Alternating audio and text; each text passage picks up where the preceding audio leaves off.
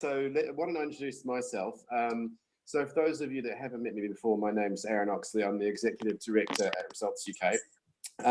If you look behind me and you remember what my spare room looks like, you'll notice I'm not in it tonight. That's because I'm in Amsterdam. I'm calling in from Amsterdam for a reason that is particularly linked to the subject of tonight's call, which is the Global Fund to Fight AIDS, TB and Malaria. Here at a meeting where there are over 80 advocates from all over the world, all 5 continents, or maybe even 6 actually, not Antarctica, all of them but Antarctica, who are all really, really committed to ensuring that the Global Fund gets all the funding it needs to help save 16 million lives over the next 3 years. So that's why I'm here. And for those of you that have been doing results for quite a while, you may think, here we go again. We've been here before. And that's because since its creation in 2002, every 3 years, the Global Fund to Fight AIDS, TB and Malaria, which we're going to hear a lot more about this evening, has needed its international funders, including the UK government, to pledge new money to allow it to carry on its life-saving work, supporting countries' efforts to fight all 3 diseases. Some of you, and in fact, many of you, have advocated for really strong funding replenishment several times before, but the extraordinary is needed again. We can see progress every year, really extraordinary progress, but until the diseases are beaten, we have to keep advocating for the great work that the Global Fund does and reminding people every 3 years exactly why it's so critical. Now, some of you will be aware that the Global Fund has recently produced what's known as its investment case. Now, that's their ask of donors for at least $14 billion in contributions to last them from the next 3 years, starting in 2020. Now, the key part of that ask is the at least part, because the $14 billion over 3 years is actually the absolute minimum that we need if we're going to get close to achieving Global Goal 3.3 on ending the infectious diseases. So even with this level of funding, there's still going to be a significant gap that needs to be filled elsewhere for the work that's needed to meet the global targets to end TB, for those of you that are familiar with them. But this is where we start. So last month, I said that we'd hope to be able to share what we think the UK share of that. Ooh, I'm getting some nasty feedback. I don't know, Naveed, if you can mute whoever is. Trying. Okay, thanks.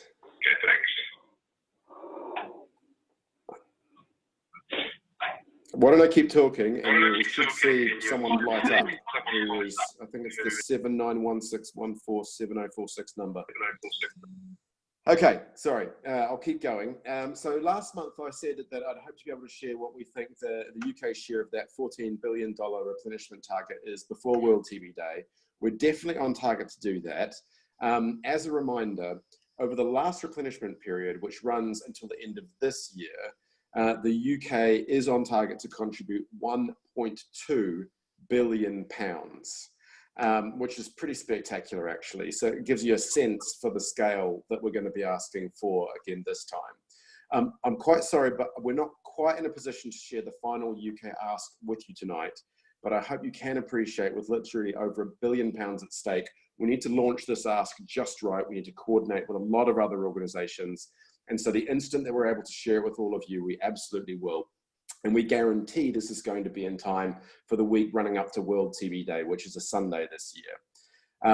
We're also, just a reminder, going to be coming back to this issue again over the year, because the pledging conference isn't until October. So don't let a lack of having a figure today slow you down into getting into action. The reason for which is going to become apparent in just a minute. So we're going to hear from our guest speaker in a little while, who's going to tell us more about why the Global Fund and other multilateral development agencies are so important a part in the fight against global poverty. Now, multilateral is for those that have been doing development for a while, you'll know what that means, but for anybody new or haven't come across that jargon before, multilateral basically just means that it's an organization that receives its funding from multiple donor countries like UK, France, Germany, and the US. Those donors pool their money from their aid budgets into a central organization that then spends those resources on work in many different countries around the world. Now, if you've read this month's action materials, we've tried to include all you need to know in there. There's lots of links to further information. If you haven't read them, go there first and follow some of those links. But I think it's good if I'm able to give just a little bit of context that's specific to the political situation in the UK. Now, as I mentioned, with what seems to be increasing regularity each month, we do definitely still face hostility from a number of media and various political sources who want the UK to end its great track record on leadership on international aid through the well-respected Department for International Development, and who want to reduce the amount of money we spend on aid. And as a reminder, we're one of the very few rich countries that are meeting the international target of spending 0.7% of our country's national income on overseas development assistance. So one of the attacks that we're expecting to hear more of in the very near future is precisely an attack on multilateral agencies. We expect to hear them described as unaccountable bureaucracies that we can't control, spending money on things that we don't want, or spending it inefficiently. In actual fact, for many of these agencies, and certainly for all of them that we support with our advocacy and results, nothing could be further from the truth. In 2016, our Department for International Development reviewed the Global Fund to Fight AIDS, TB and Malaria alongside all of the other multilateral bodies that it funds, and found the Global Fund to be very good. That's the highest rating in terms of both value for money and transparency. Pause there for a second while we mute the feedback. Okay, great. So we're going to put the link to the chat box for that review into the chat box if you want to follow that through and take a look at it. But for those of you that have been around for a while, you might have seen that review before. It's back in 2016. It is worth taking a look, though, if you want to dig into the details, because on pages 10 and 11 of that document, there's some things there about why DFID chooses to work through multilaterals and what the benefits are. I'm not going to go into that in detail now because there are too many of them to talk through, but do look out for that and follow it through if you want to dig into that. Now, as I said before, not all multilateral agencies are equally effective, but the ones that we advocate for, including the Global Fund and Gavi, the Vaccine Alliance, they score incredibly highly, and they demonstrate how they show really excellent value for money and among the best ways that we have of achieving our country's objectives around ending poverty. And it's going to be vitally important, and this is where you all come in, that our MPs know over the next few months in the run-up to the Global Fund's replenishment in October, just how valuable the UK's support for multilaterals like the Global Fund is. Many MPs are simply unaware of this, and so it's inevitable that they're going to be more likely to take any criticisms they hear of these big international institutions at face value if they don't have access to all of the facts, and they aren't shown all the really clear links between the investments that we're making as the UK and the work that these organisations do to end poverty. I mean, speaking very personally, every time that I'm reminded that the Global Fund has saved 27 million lives since 2002, I mean, that's 27 million lives. I start to realise, I'm just reminded that human beings are capable of doing truly extraordinary things to help each other. And the UK has been and must continue to be a real leading light as part of that story.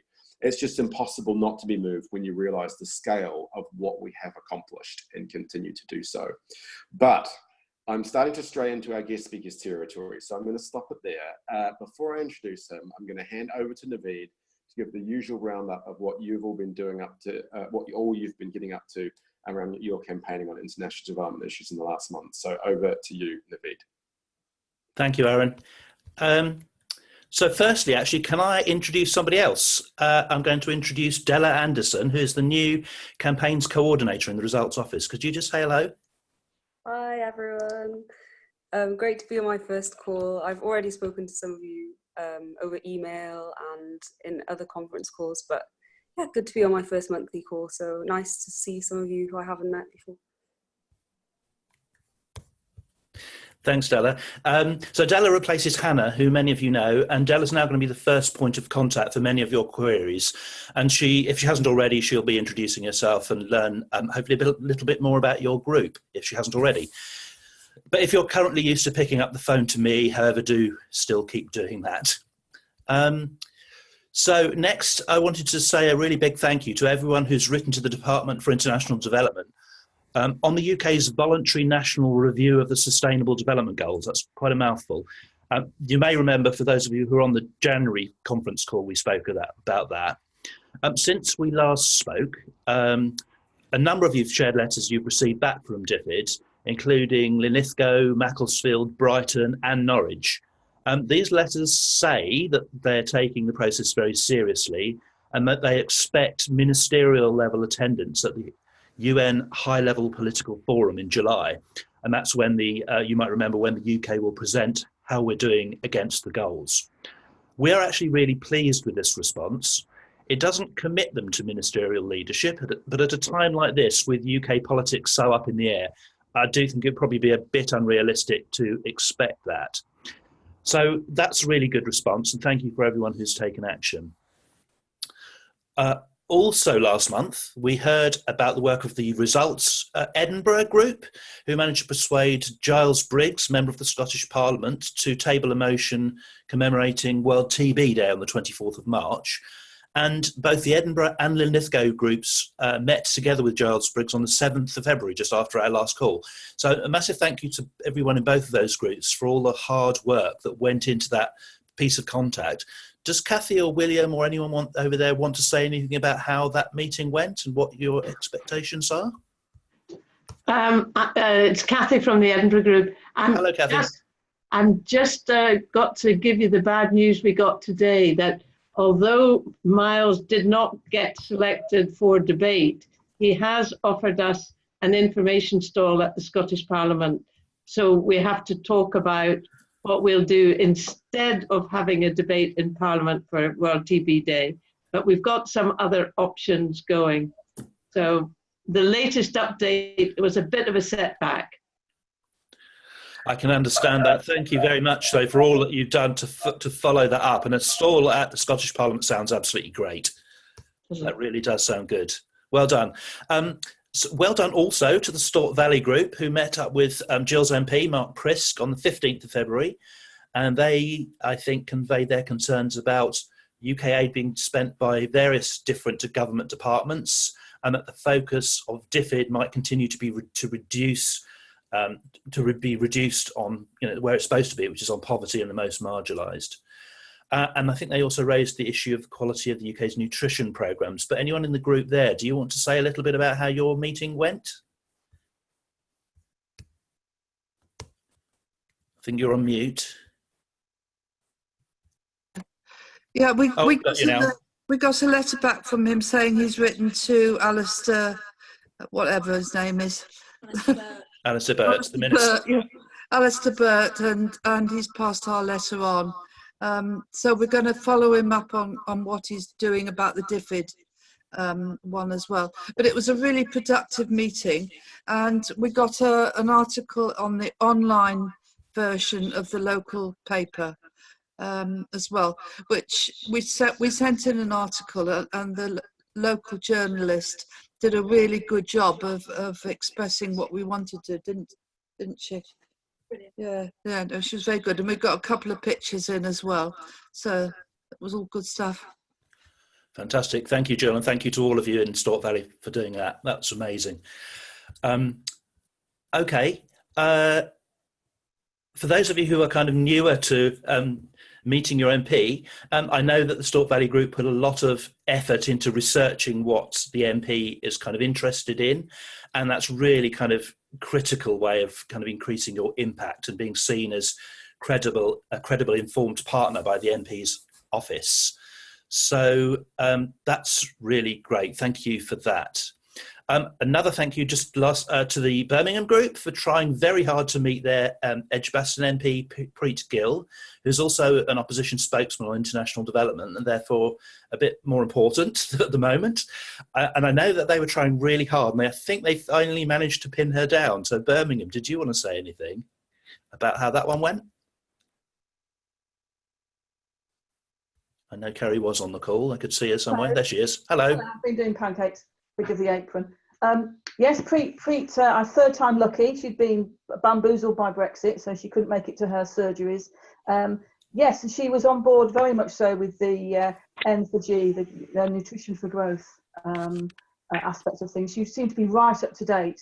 She'd been meeting, I know, meeting with some of the results staff. So she seemed very well informed on nutrition. She was also gone on about the Sustainable Development Goals. She wants to build some public awareness around the Commonwealth Games, which are coming to Birmingham in 2022 as well. So, and I'm probably going to see her again. She's got another surgery in mid-March, so I'll see her again about this global TB day as well.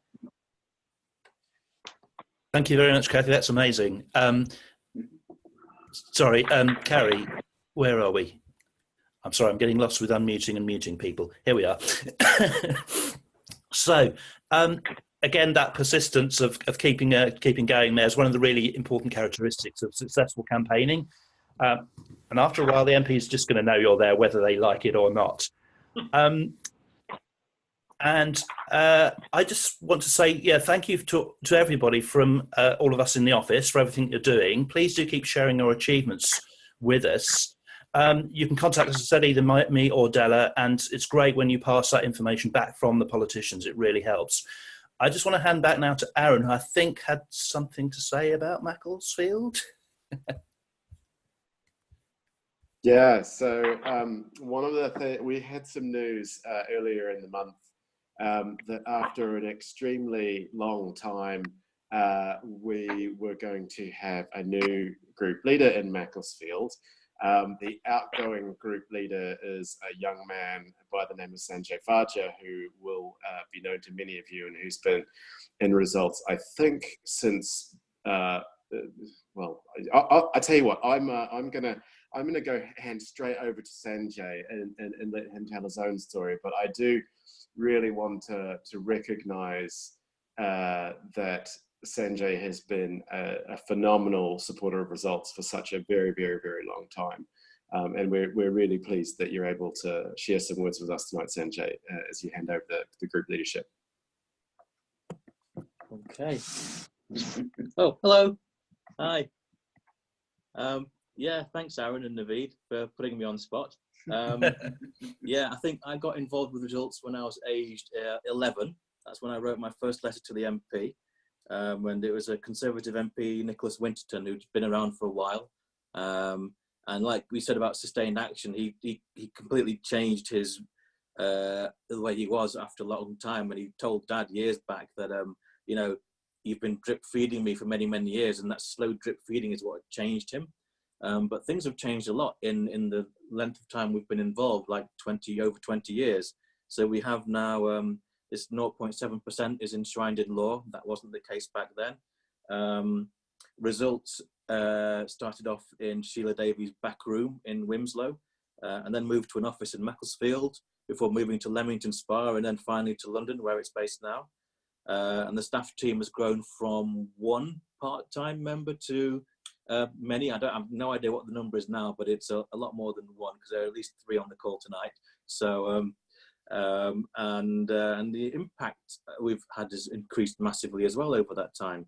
I guess all the work that the office team were doing in terms of lobbying and doing the campaigning at the high level matches perfectly with what the grassroots do. So it all makes a massive difference. And I think also the nice thing I've seen is a shift in, we talked about the aid and multilateral and bilateral and stuff. What I've seen is how the way that aid is done now has completely changed. So we give money through other funds that encourage or require governments to chip in, and also NGOs on the ground to chip in. So whereas before, I guess aid would have just been about giving money to the governments and not really knowing where it went. Now it's completely changed in terms of it goes into an area where it's more likely to be used for what it's needed to do on the ground, and it's monitored, and the governments have to, you know, put their money where their mouth is, if you like, and not just rely on overseas aid, but make it one of their own priorities in country, which is ultimately how it's all going to change. So we've come a long way.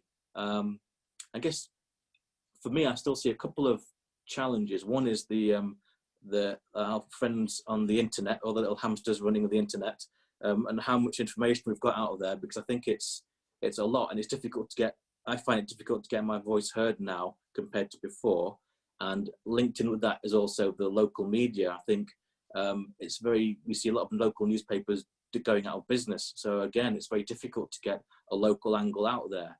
But I think the power of results is that we still keep on going, we still do it, and we hear across the network the successes that we do have, even when we know how difficult it is. So I'm not going anywhere. Dad's not going anywhere. We're still very actively part of results. And as you'll see here, we've got Karen and Ricky, who are both going to be taking over the group leadership in Macclesfield and injecting it with some more passion and enthusiasm, of which they have buckets of. And so yeah, you'll be seeing and hearing more of us continuing on, I think. Yeah, that's great. That's great, Sanjay, and great to have Karen and Ricky, new group leaders in Macclesfield. That's really, really good. Looking forward to continued support there, and hearing Sanjay. I always love hearing your stories about the history of results. You've been around since before I even arrived in the UK doing this work, so it's really, really humbling living history. And I do look back at all the different victories we've had over the last 10, 20 years, 30, nearly 40 years as Results UK, and really be very proud to own part of that. It's wonderful. So, Naveed, do you want to wrap up, or is it me again?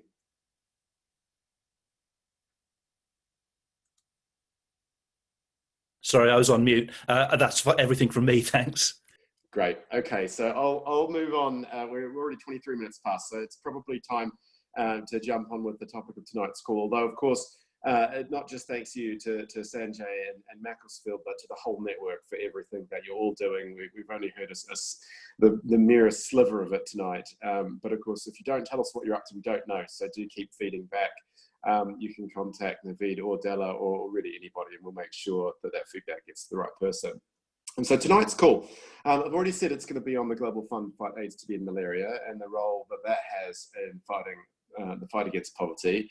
We're going to hear more about why that's the case, how it works, and why in other multilateral agencies that we advocate for are all a really vital part of the global international development architecture. It's really my great pleasure to introduce our speaker this month. This is a gentleman called John Fawcett. He is the Director of Global Policy and Advocacy for Results, but not Results here in the UK, for Results Education Fund over in the United States. And he joins us tonight from Washington, DC. In his role with Results over in the US, he manages the legislative and policy advocacy for all of their priority issues, including global health and nutrition, education, and economic opportunities, the whole basket. Prior to this, he coordinated child health advocacy and grassroots mobilization for Safer Children over in the US. He's done some work on consumer advocacy. He's got a bachelor's in political science. He's studied at the American University in Cairo and interned at the Senate Foreign Relations Committee, which is kind of a big deal. And he's got a master's in international development from American University in Washington, DC. He also happens to be one of the smartest people I've ever worked with. You should always listen to what John has to say, because it's almost universally brilliant. So, John, with that introduction, no pressure at all. Really a big welcome to you, and thank you so much for joining us this evening. You'll have seen and heard on the call that we've got campaigners literally from Scotland to the south coast of Britain, and from in the middle as well. Grassroots campaigners united by their passion for ending global poverty through actually taking very sensible, practical action that has real impact. And of course, they're very keen to hear what you have to say. As always, we've got 3 pre-arranged questions that will come from the floor, but we're going to take questions also after that. You can type them into the chat box on the right if you're online. We'll have a slot for you to yell them out if you'd like to do that. And also, if you'd like to send it in via text message or WhatsApp or any of those other messaging things, the number tonight for those is 0777 56 11178. That's 0777 56 11178. But before we go into all the questions, John, I just always like to start by asking our guest speaker to say a little bit about themselves. How on earth did you get involved in international development issues, and what gets you out of bed every morning to go into the office? Oh, and you'll need to get off mute somehow.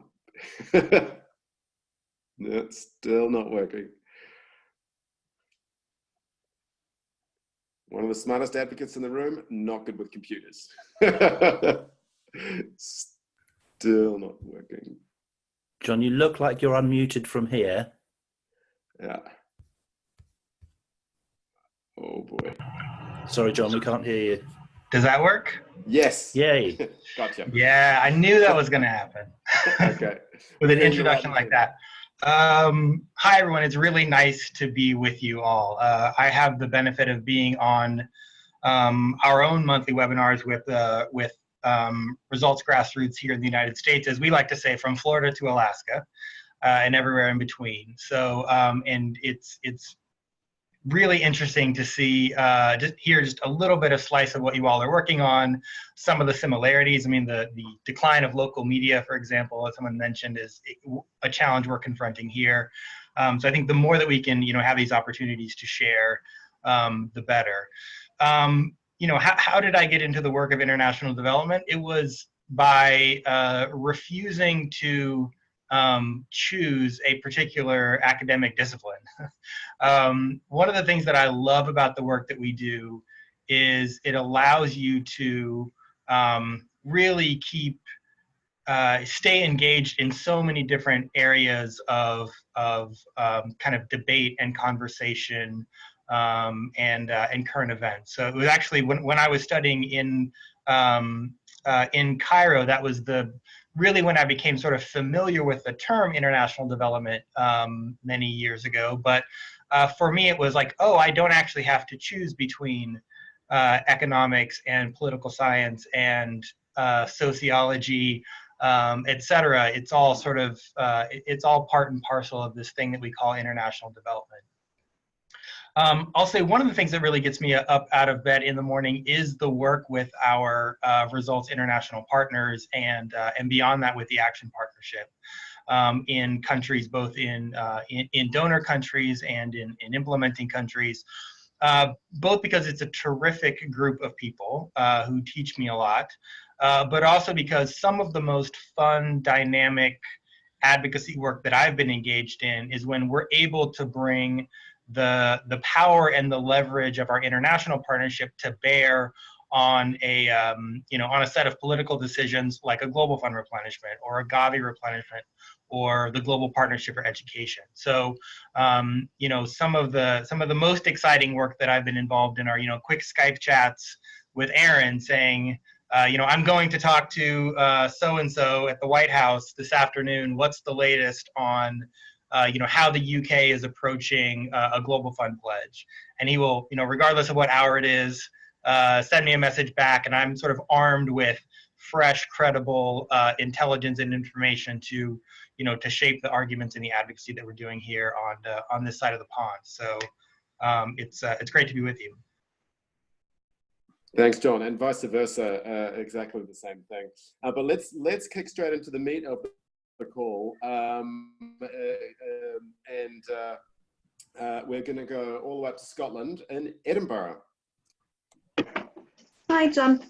So we're told that the Global Fund is one of the best ways to deliver development aid. What is so good about it? Great question. Well, I mean, I think what I would start with, I mean, I think any case for the Global Fund really just starts with the impact that it's had over a number of years.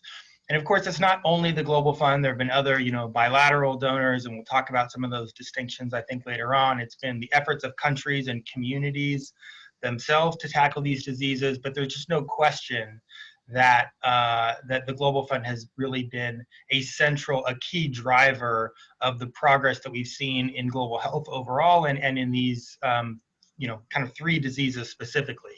You know, AIDS-related deaths have declined by over 50% since their peak in 2004. Malaria deaths have plummeted since 2000. It's one of the key drivers of the declines in under 5 mortality that we've seen. We're making, you know, progress on tuberculosis, but I think, as you all will know from your work on TB, that progress is frustratingly slow, and we really need the Global Fund to accelerate it. So really, first and foremost is that 27 million lives saved, and all of the work that goes into doing that. But I think to dig a little bit deeper, I mean, one of the reasons why we, you know, why me personally, why the Results family, and why global health advocates around the world feel invested in the Global Fund and feel a stake in the Global Fund is because this really unique sort of partnership that it both represents and embodies and kind of lives. And really, that's about, you know, a participatory governance structure that is very real. And so, just to talk a little bit about that, I mean, like any, you know, like an organization like Results in the UK or the US, the Global Fund has a board of directors with different constituencies that you know, really govern the Global Fund and make sort of the big high-level decisions and decisions about strategic direction. That board, of course, has representation on it from the big donor countries. The United States has a seat, the UK has a seat, France has a seat, other countries like the 0.7, the Nordic countries, you know, share a seat. But so that constituency is certainly represented, as you would expect on any sort of big global health institution. What is particularly unique about the Global Fund is that you know, it doesn't stop there. The developing countries, the countries that are implementing these programs, they have seats on the board of directors as well, and their vote is equal to that, you know, within their constituencies, equal to that of the United States or the United Kingdom. And it's not just the developing countries, but actually civil society from both the global North and the global South are represented on that board. And those individuals, those 2 separate board seats, also have a vote that is equal to the biggest, you know, donors, most powerful countries and economies in the world.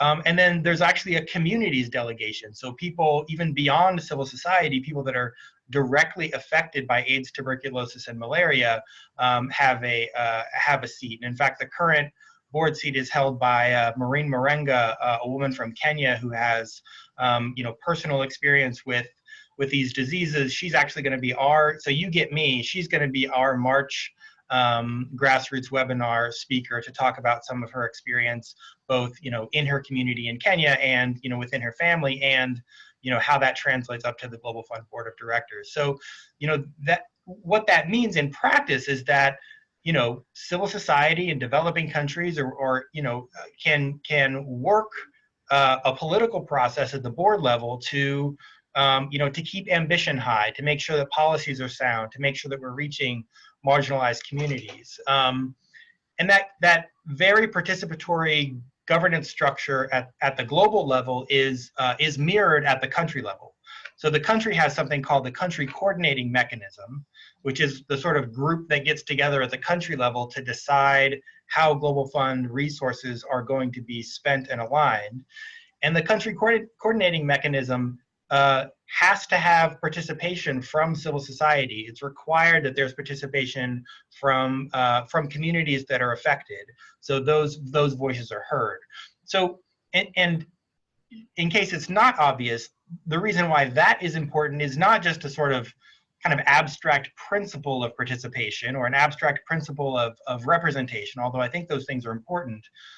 But it's because, you know, the hypothesis is, I think proved again and again, is that that kind of participation makes for better programs, makes for more effective impact and delivery.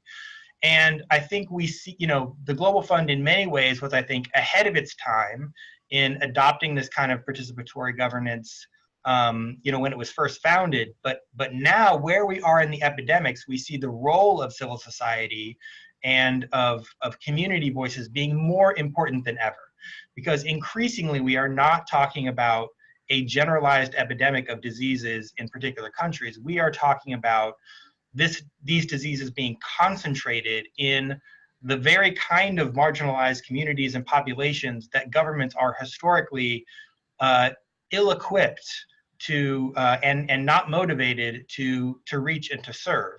So to reach, very rural populations, young women, injecting drug users, commercial sex workers, a lot of the population, prisoners, the populations where these diseases are increasingly concentrated are going to require the entire global family involved and engaged and bought in. And the Global Fund really embodies that. It's sort of baked into the structure. And it's a reason why it's been so successful and has been really resilient since it was founded. John, that's a great way of summing up some of the key positive parts of the Global Fund. I know that you could probably talk for hours about other ways that it's awesome, but we need to keep moving on through the questions. We're going to go to Sheffield, close to the middle of the country, for question number 2. Hi, John. In what ways can the Global Fund work in more coordinated ways with other health institutions to improve their combined effectiveness? Yeah, this is another question that we are increasingly being asked as advocates, and I know, I've sat down with members of Congress and decision makers, and in making the case for the Global Fund, and had been asked some version of this question. So I'm going to give you maybe a bit of the answer that I want to give, but isn't the right one.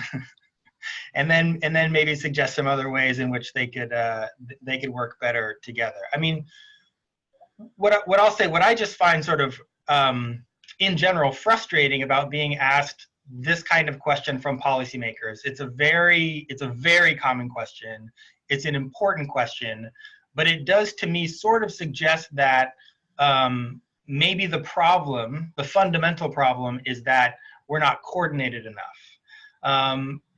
As if there's some excess of resources for the health of poor people, and boy, if we could just be more efficient about it. We of course know that that's not true, and that's a huge reason why we all do this work. Aaron talked at the beginning about even if we are wildly successful and replenish the Global Fund fully, there's still there's still another huge bucket of resources that need to be raised, both from bilateral donors, from the countries themselves. So I have this sort of twinge of frustration in that question because we don't, when we talk about our national security or entertainment or finance, the question is not the question is less coordination and more redundancy is a good thing in those systems. We have no, there's any number of ways we want to, fight another country. We have lots of options available to us. Any number of baking shows we want to watch, or, we probably don't need another cooking show, but I'm sure that we'll get one. So that kind of redundancy we value sort of in so many other areas of our lives, but when it comes to the health of poor people, it's all about maximum efficiency. So that's what I want to say. That's not what I'm going to say when I'm sitting across the table from a member of Congress. I do think there are some, there are actually some interesting ways in which the multilaterals, and not just the Global Fund and Gavi, but the Global Financing Facility at the World Bank, the World Health Organization, and others are increasingly working together in some important ways. Initially, those ways are going to be, kind of somewhat pedestrian, but I think are the kinds of things that donors value, and frankly, the kind of things that we as advocates and taxpayers should value as well, which are just about, let's capture those efficiencies where they're available. I mean, a very concrete example of this, no pun intended, is that the Global Fund and Gavi now actually are moving towards a shared campus in Geneva. So they're actually going to be office mates in Geneva, and there will be a sort of medium-term and obviously long-term cost savings to both of those institutions just by sharing a building and sharing some literal infrastructure.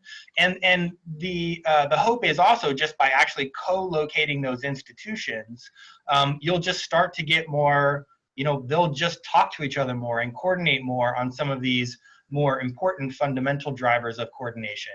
So, there's a group of health agencies, including the Global Fund and Gavi, that have gotten together.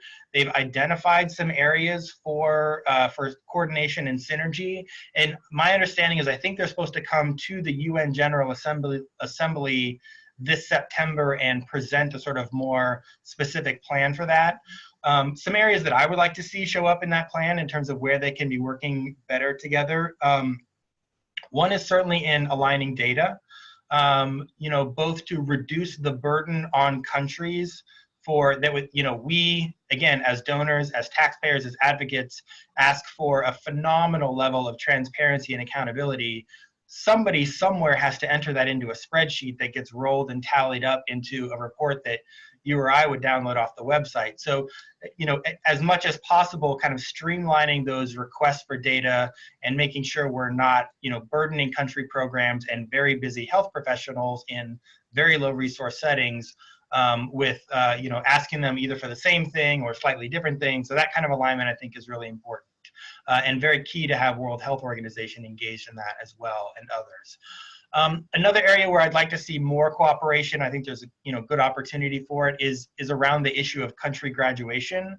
And when we talk about graduation here, we mean a country graduating from eligibility from assistance from the Global Fund or Gavi or World Bank. And one of the real challenges that we've seen and identified is the problem of simultaneous graduation, where countries might be no longer eligible for World Bank assistance, or at least the most concessional forms of World Bank assistance from Global Fund, from Gavi, and that may all hit in a very short period of time and create a big hole in their budget. So communication about that graduation is important, number one, but also what are we learning, and making sure we're transferring learning across organizations and agencies. So if the Global Fund has the experience of a graduating country experiencing disruptions in their supply chain, how do we make sure we avoid that when they graduate from Gavi or vice versa? And I think also similarly on the issue of civil society engagement and participation, there are global health advocates on vaccination are often the same as they are on AIDS, tuberculosis, and malaria. So how we support and engage civil society organizations in countries, I think, is something that they can coordinate more on, and again, learn from each other on. I think this is an area where the Global Fund is probably a couple of steps ahead of where Gavi is in terms of really fully including civil society and communities in their decision making and governance. Thanks, John. That's great. So don't say the first part. Do say the second part. So yeah, although I must admit it's the first time I'm reconsidering the Great British Bake Off. You've wounded me, John. No, that one's fine. It's just whatever part 8 or something is probably not necessary. Okay, well, good. So look, let's press on. Let's go to question 3. The east of the country. We're off to Norwich. Hello there, John. What arguments do you think will be the best ones to persuade donors to pledge to the Global Fund this year?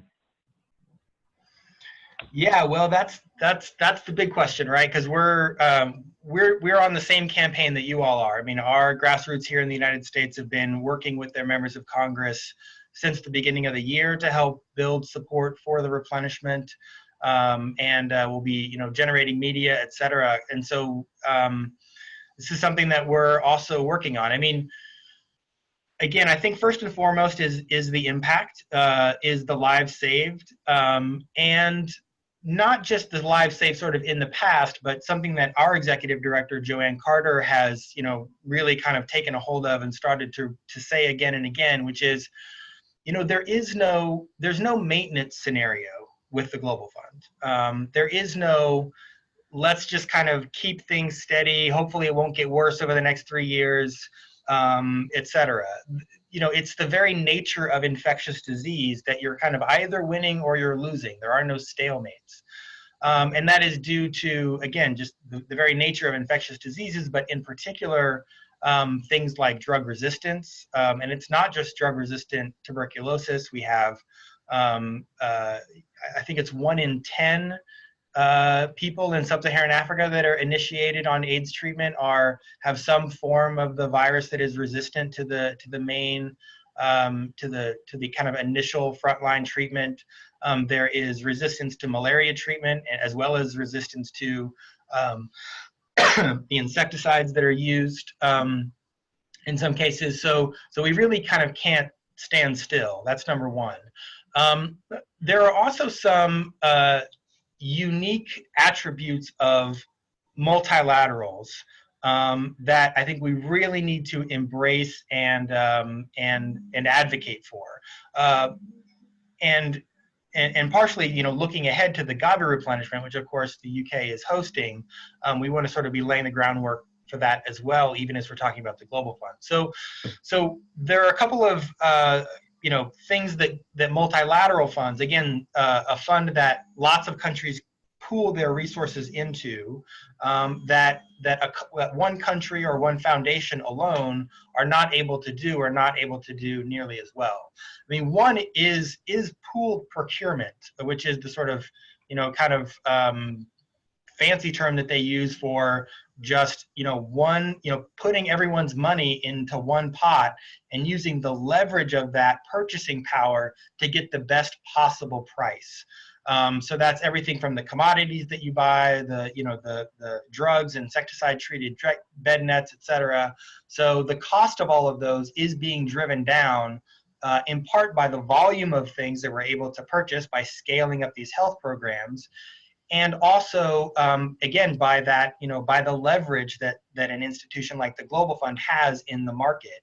And so the Global Fund estimate is that in 2017, they will have saved, or they did save $205 million just through pooled procurement, and that the 5-year savings are are over $850 million. I think that those probably come out of the investment case document that the Global Fund has produced. And that's the Global Fund. Gavi is probably an even better example of shaping the market, where pentavalent vaccine, this kind of miracle of modern medicine that has that can immunize children against 5 diseases in one shot, was in 2001 when Gavi was really launched, that was $3.50, I think, a dose, and now it's well under $1. It's like 88 cents, and that is as the volume has ballooned, and that's because they've it's when donors step up and commit to a multilateral fund, it's a really strong signal to the market for drugs or vaccines or other medical supplies that they can produce at a certain volume. So in the specific case of Gavi, what's happened with something like pentavalent is that other manufacturers have come online, and particularly manufacturers in places like South Korea and India that can produce at a much lower price point. So, and they've been able to do that because they have this sort of kind of guarantee of the amount of volume that's going to be purchased. So these global mechanisms, by countries coming together and pooling our resources, we can get a lot more bang for the buck, as we say. And it's not just about the cost either. It's also about the way in which drugs are even packaged. So, for example, you might imagine that a vaccine might be packaged in a different way if it's going to sit in a hospital in Washington, D.C.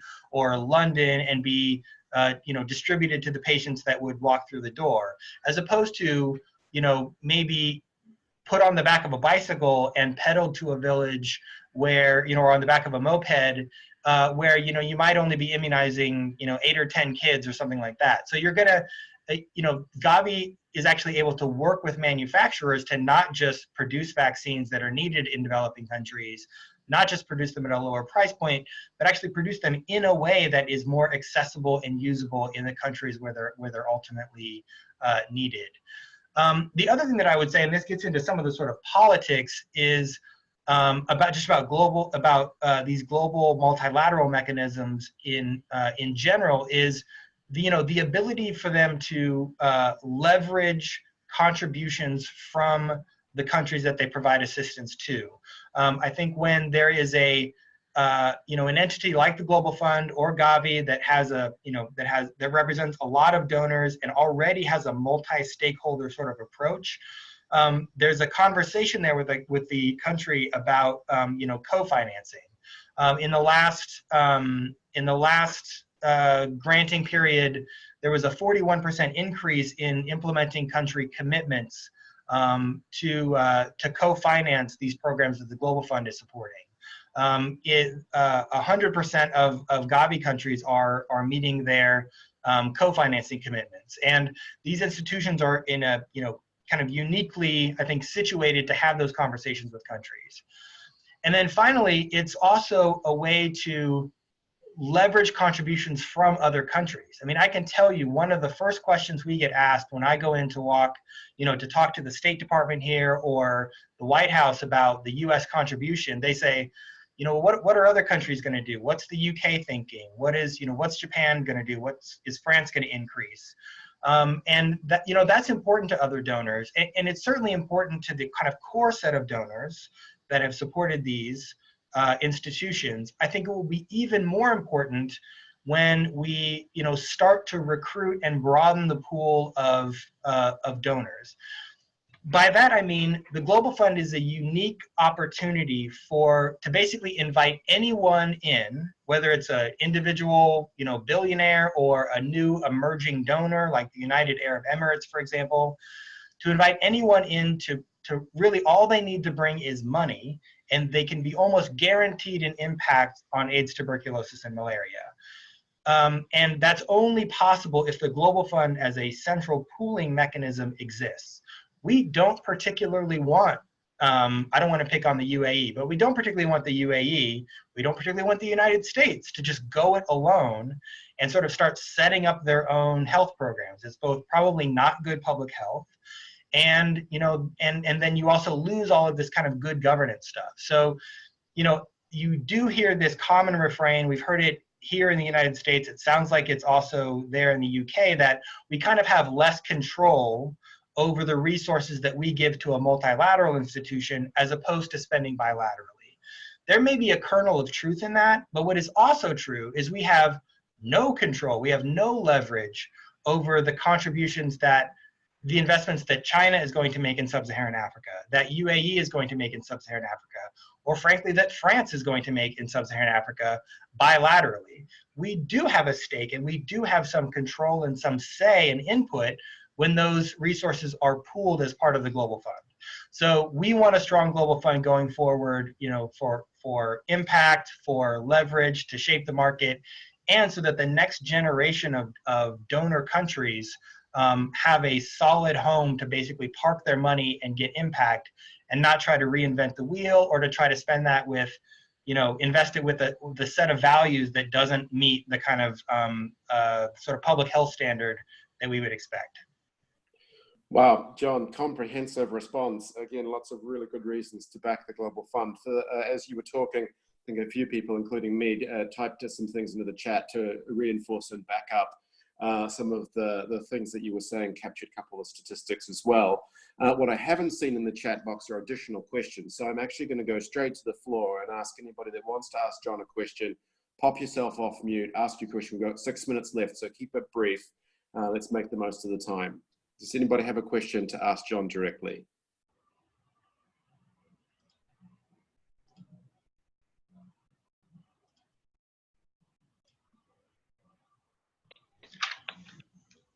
Mark in Norwich here again. Sorry about that.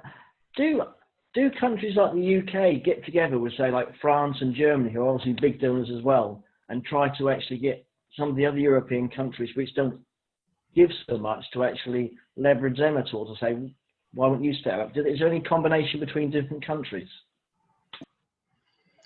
Yeah, great question. And the answer is yes. I mean, one of the one of the most important things that I think Aaron and I have worked together on a few of these replenishments. And one of, I think, the really clear lessons is the importance of, well, number one, of a strong host government, meaning one that is willing to use its diplomatic capacity, its embassies overseas, its, when heads of state sit down, that the things like global fund funding are going to be in their talking points when they talk to other heads of state.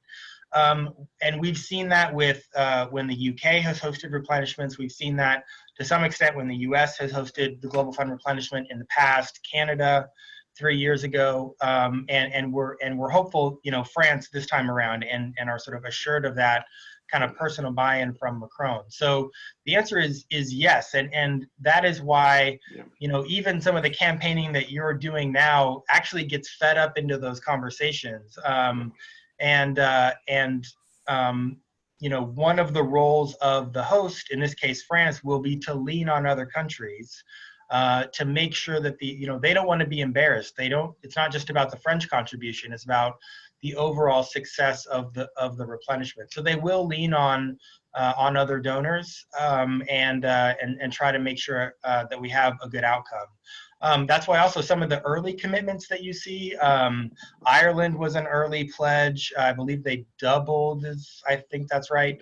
And you'll see a couple of other early pledges come along. I think Canada is another likely candidate that would pledge in advance of the conference. And those are really important kind of momentum builders. One thing that I would just want to share with you, if you all are asked by your members of parliament or other advocates about, is the United States going to show up at the replenishment? That's what we're working on, obviously, but I think one of the things to understand is that even though the administration that we have currently and President Trump have been really kind of openly hostile to multilateralism, in our system, it's actually our Congress that provides funding for institutions like the Global Fund. And despite of the rhetoric coming from the White House, there is extraordinary support within our Congress, both among Republicans and Democrats, to support the Global Fund.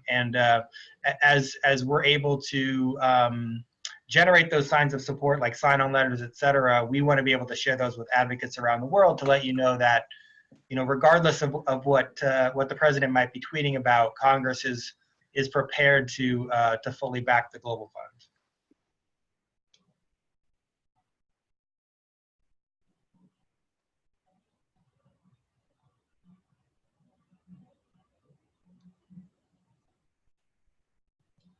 Aaron, are you still with us?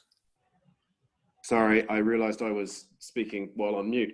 I was just saying that coming in on the back of what John said earlier in Amsterdam, we were hearing, some of the insider intel about how the French government is pulling out all of the stops as the Global Fund staff are traveling around the world, talking to donor governments. They're discovering that the French ambassador has beaten them to it, and they're getting, the French really are putting a lot of diplomatic weight behind this, which is exactly one of the things we need for success. Now, how all this will play out with Brexit is anybody's guess. We have to push ahead, not knowing how that's going to go. We could get into some very interesting dynamics, which is exactly why having John on speed dial and also our French colleagues who are not on the call tonight, but having them on speed dial as well means that we can do all sorts of really quite real-time collaboration depending on how all that plays out. But yeah, France is looking like a great host. We have 1 minute. Does anybody have a burning last question that they want to put to John that he'll be able to answer very quickly?